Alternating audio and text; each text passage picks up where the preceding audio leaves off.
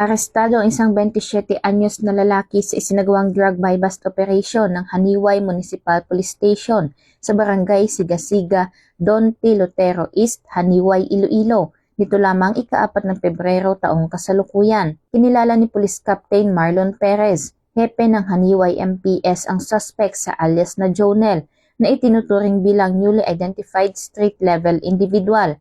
Ayon sa ulat ng pulisya, matagumpay na nabili ng police pusher buyer ang isang sachet ng hinihinalang iligal na droga mula sa suspect sa halagang 6,600 pesos na naging dahilan ng kanyang agarang pag-aresto. Sa isinagawang body search at follow-up operation, nadiskubre pa mula sa suspect ang karagdagang 18 gramo ng hinihinalang iligal na droga na may tinatayang standard drug price na 122,400. Kasalukuyang nasa kustudiya ng Haniway Municipal Police Station ang nasabing suspect at nakatakdang sampahan ng kaukulang kaso kaugnay sa paglabag sa Comprehensive Dangerous Drugs Act of 2002.